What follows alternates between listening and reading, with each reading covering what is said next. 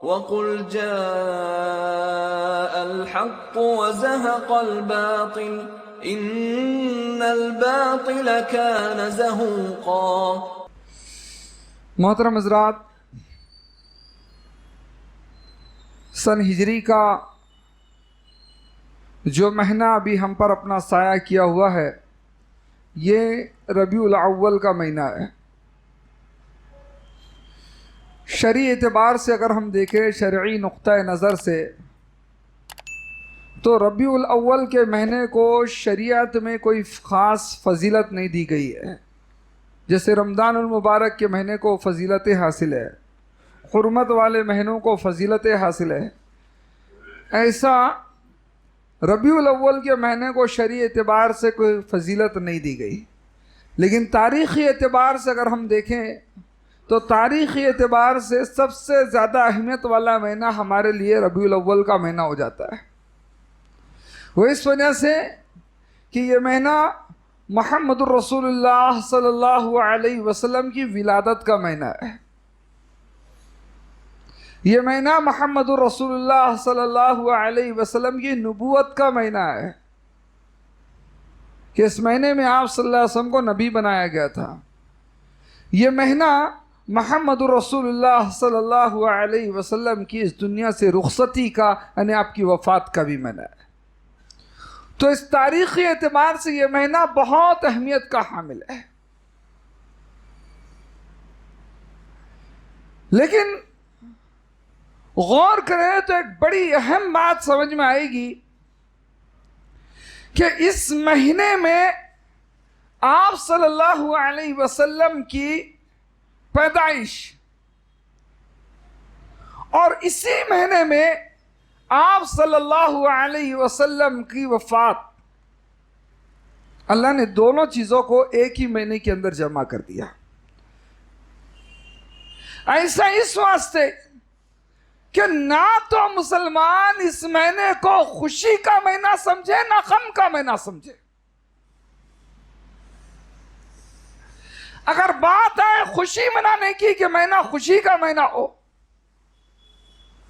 تو نبی کی وفات آپ کی خوشی کو ختم کر دے۔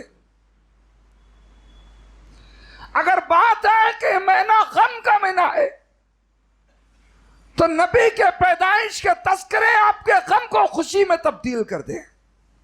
نہ خوشی کا مہینہ باقی بچے، نہ غم کا مہینہ باقی بچے۔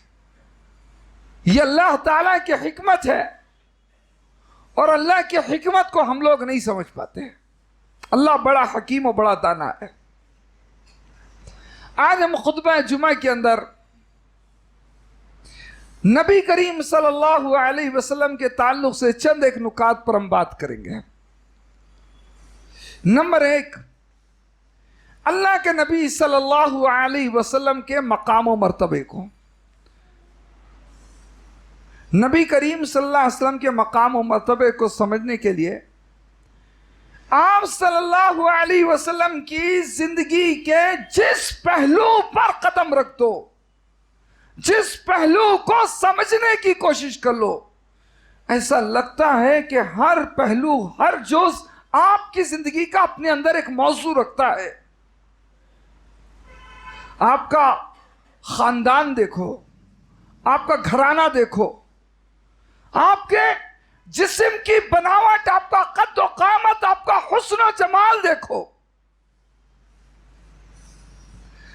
آپ کے صحابہ پر نظر ڈالو، آپ کے ازواج مطہرات کو دیکھو، آپ کے اعمال دیکھو، آپ کے کردار دیکھو، اخلاق دیکھو۔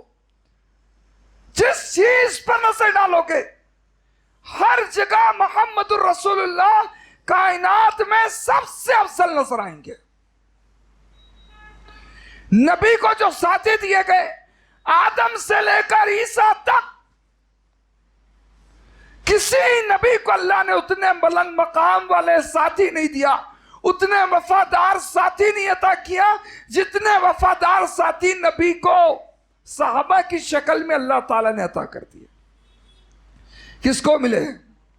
کس کو ایسے ساتھی ملے؟ کہتے اے موسیٰ علیہ السلام بنی اسرائیل کے سب سے بلند مرتبے والے نبی ہیں، سب سے زیادہ عظمت والے نبی. لیکن کیا بات آئی، جب موسیٰ علیہ السلام کو جہاد کا حکم ملا تو موسیٰ کے ساتھی کہنے لگے اذهب انت وربک فقاتلا، موسیٰ تم اور تمہارا رب دونوں جاؤ، جا کے دونوں جنگ لڑو، ہم تو اپنے گھروں میں بیٹھے رہیں گے. اللہ اکبر.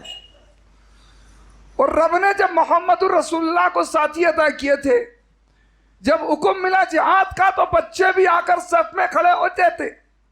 ہائٹ کم دکھتی، قد و قامت کم دکھتا، ایسا احساس ہوتا ہے کہ یار ہم کو مجاہدوں کی صفوں سے الگ کر دیا جائے گا، تو پاؤں کے انگوٹھوں میں کھڑے ہو کر اپنے قد کو اونچا کر کے دکھاتے تھے کہ ہمارا بھی قد اونچا ہے، ہم بھی اس لائق ہو گئے کہ میدان جنگ میں جا سکتے ہیں. یہ فرق دیکھو دونوں کے ساتھیوں کا.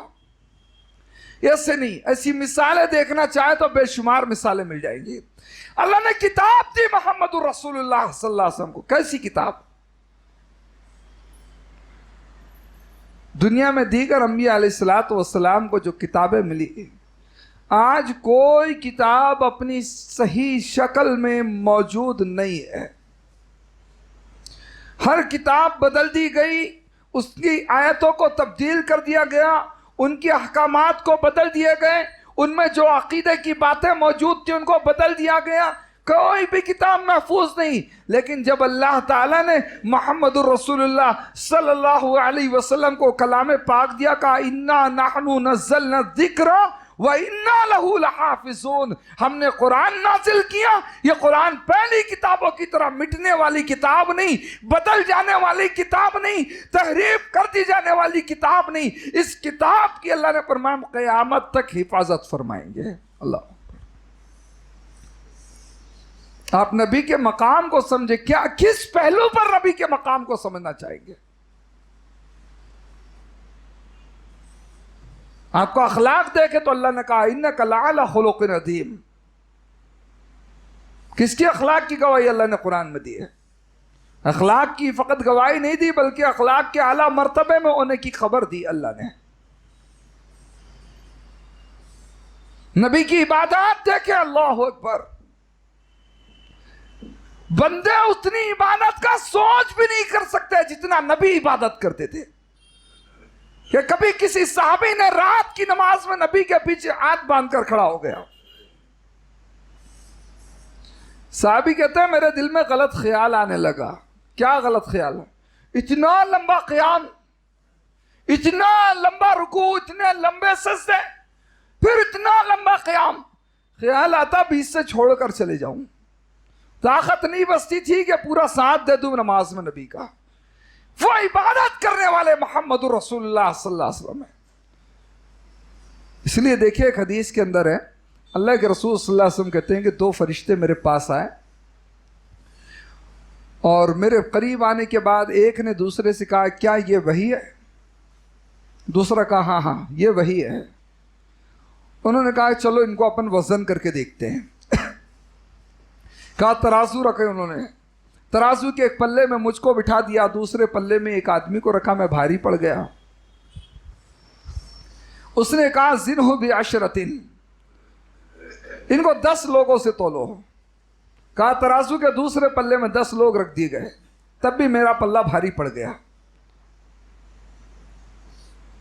پھر اس نے کہا کہ نہیں اس کو 100 لوگوں سے تولو. کہا 100 لوگ ترازو کے دوسرے پلے میں، ادھر میں اکیلا، تب بھی میرا پلہ بھاری پڑ گیا. فرشتے نے کہا زنہ ب1000، 1000 لوگوں سے ان کو تولو. کہا 1000 لوگ ترازو کے ایک پلے میں رکھ دیے گئے، ایک طرف میں تنہا، تب بھی میرا پلہ بھاری نکل گیا. تب دوسرے فرشتے نے کہا چھوڑو جی، اگر تم ان کو کائنات کے سارے لوگوں سے تول دو.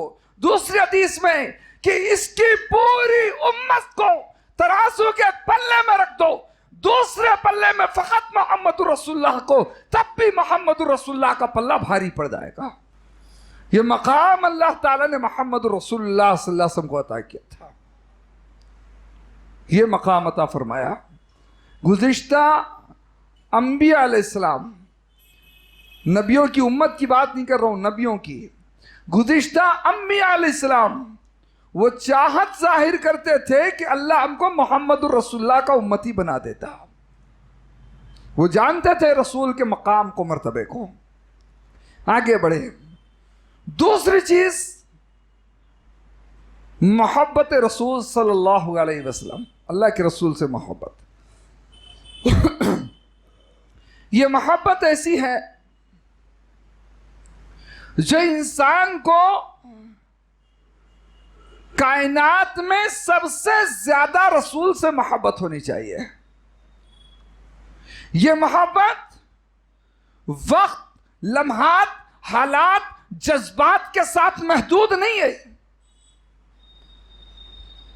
کہ کبھی کچھ جذباتی باتیں ہوں تو آپ محبت کا اظہار کر دیں، کبھی کوئی ایسے حالات یا واقعات پیش آ جائیں تو آپ محبت کا اظہار کر دیں. فقط یہاں تک، وہ تو اظہار تو ہوتا ہے، وہ ایک فطری بات ہے، لیکن یہاں تک محدود نہیں ہے. ہر حالت میں محمد الرسول اللہ صلی اللہ علیہ وسلم سے محبت ہونی چاہیے. ہر حالت میں محبت کا اظہار ہونا چاہیے، ہر حالت میں اظہار ہو. یہ محبت کیسی؟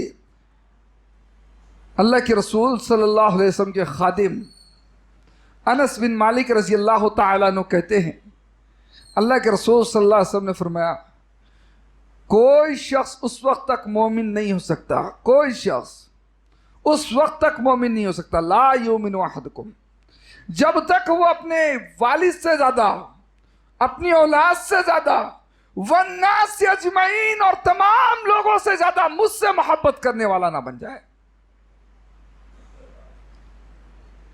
باپ سے، بیٹوں سے، سارے لوگوں سے زیادہ مجھ سے محبت کرے. جب یہ کیفیت ہوگی کہ ہر کسی سے زیادہ محبت اس کی مجھ سے ہے تو تب مومن کہلائے گا. یہ قاعدہ، ہم تو بڑے عام لوگ ہیں، یہ قاعدہ جو اس حدیث میں محمد الرسول اللہ نے بیان کی نا، رسول نے اس قاعدے کو صحابہ پر پرکھ کر دکھایا. بخاری کے اندر حدیث ہے، عبداللہ حضرت عمر بن خطاب رضی اللہ تعالیٰ عنہ کہتے ہیں کہ میں اللہ کے رسول صلی اللہ علیہ وسلم کے ساتھ تھا. کیفیت یہ تھی کہ میرا ہاتھ نبی کے دستے مبارک میں تھا، میرا ہاتھ نبی کے ہاتھ میں، اور اس وقت میں نے کہا کہ اللہ کے رسول صلی اللہ علیہ وسلم، اللہ کی قسم ہے میں کائنات کی ہر چیز سے زیادہ آپ سے محبت کرتا ہوں سوائے اپنی ذات کے. مجھ کو میرے والد سے زیادہ آپ پسند، میرے بیٹوں سے زیادہ آپ پسند، سارے رشتہ داروں سے زیادہ آپ محبوب ہیں. کہ اللہ کے رسول میں تو میں ہوں، میں تو ہر چیز میں اپنے آپ کو پسند کروں گا نا. اللہ کے رسول صلی اللہ علیہ وسلم نے فرمایا نہیں، لا یا عمر، نہیں عمر. پھر آپ نے فرمایا کہ عمر اس وقت تک مومن نہیں ہو سکتے جب تک اپنی ذات سے زیادہ بھی محمد الرسول اللہ سے محبت نہ کرنے لگو. اپنی ذات سے زیادہ. حضرت عمر بن خطاب قسم کھا کر کہیں کہ اللہ کے رسول میں اپنی ذات سے بھی زیادہ آپ سے محبت کرتا ہوں. تب اللہ کے رسول نے فرمایا آل آنا یا عمر، عمر اب بات بنی نا، اب مومن ہوئے تم.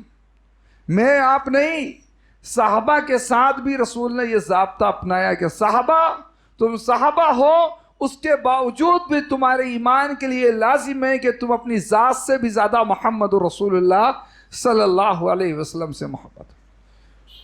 اور بات یہی نہیں رک جاتی ہے. قرآن نے کیا سمجھایا؟ قل ان کان آباؤکم وابناؤکم واخوانکم وازواجکم واموال اقترفتموها وتجارۃ تخشون کسادها ومساکن ترضونها. آپ کے والد، آپ کے بیٹے، آپ کی بیوی، آپ کے رشتہ دار، آپ کی تجارت، آپ کا مال، آپ کے مکانات، ان سب سے زیادہ آپ کو اللہ کے رسول صلی اللہ علیہ وسلم سے محبت ہونی چاہیے. ان سب سے زیادہ آپ کی تجارت خلل نہ ڈالے نبی کی محبت میں. آپ کے مکان، آپ کی عمارتیں نبی کی محبت میں خلل نہیں ڈالنا چاہیے. اس قدر زیادہ محبت اللہ کے رسول صلی اللہ علیہ وسلم سے ہو. میں نے کہا یہ محبت وقت، حالات، مہینوں، جذبات کے ساتھ محدود نہیں. ہر حالت آپ کی ایسی گزرے، ہر حالت، ہر لمحہ ایسا گزرے.